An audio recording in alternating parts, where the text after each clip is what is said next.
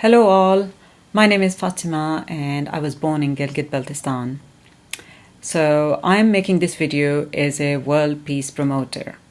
You must have heard about India and Pakistan and who are fighting on a beautiful piece of land called Kashmir since 1947. So the story goes like this: 1947, a subcontinent in Southeast Asia was controlled by British colonial system, and British left in a subcontinent in 1947, and the leaders at that time decided to divide great subcontinent into two countries, the Muslim majority Pakistan, the smaller region, and the larger India with the Hindu majority. Although still there were a lot of Muslims in both parts of in Hindu majority India as well. So since then, the Kashmir, which is situated in the northernmost area of Pakistan and India, and very beautiful and mountainous sites, where there Himalayan mountain region, Karakoram, and other mountainous region.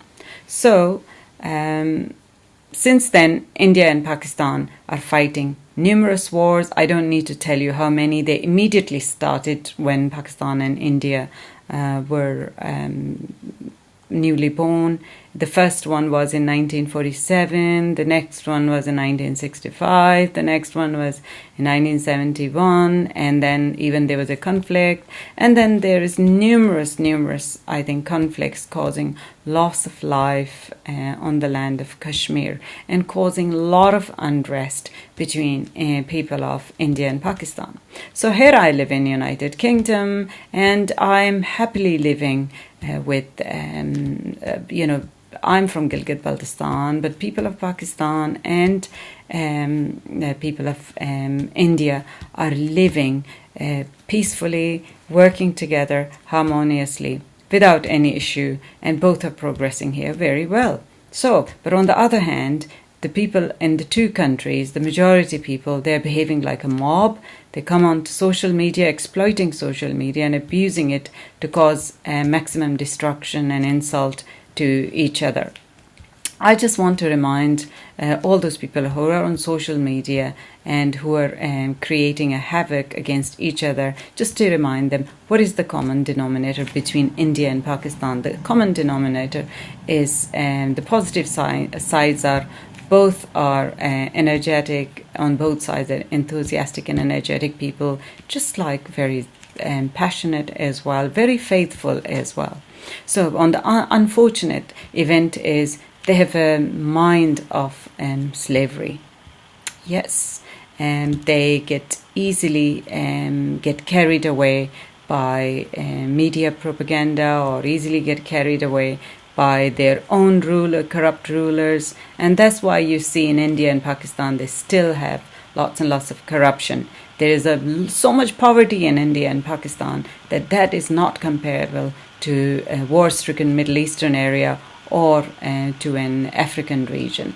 So rather than focusing, I believe rather we should be focusing on our education, on our health system, and to alleviate the poverty and for economic prosperity. We need to look for our economic prosperity.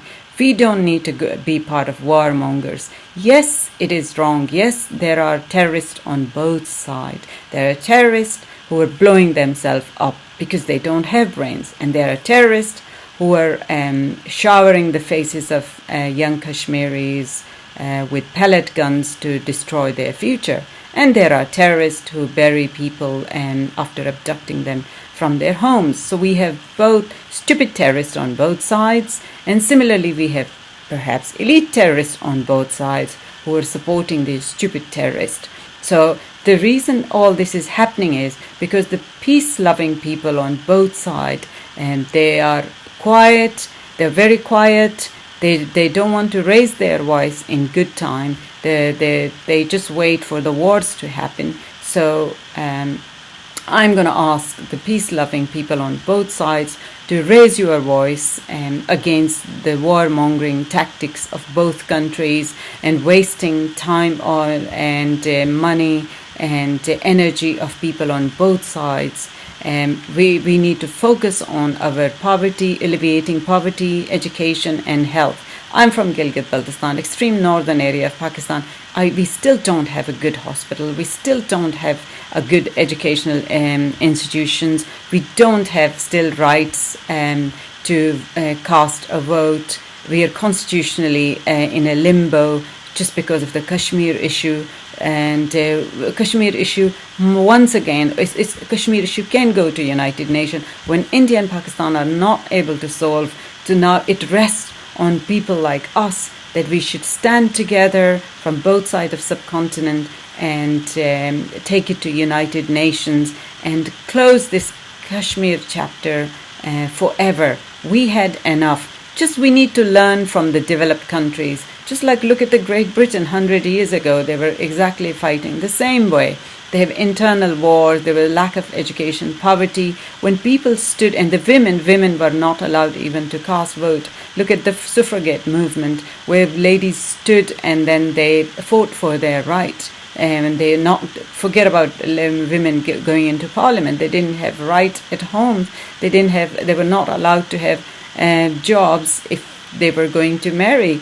They were forced to just look after the children and stay home. So this is nothing new. Yes, and they remember once again religion was too powerful in the developed world as well. So people just, the humanitarian people, they learned. So what's important for all of us is good health and education and peace. Rather than fighting for religions, rather than fighting for piece of land. So what is the best for the world is that we all stay in peace and harmony, and then just be together, stand together against war. And thank you very much for listening. I hope you all stand for peace with me, and best of luck.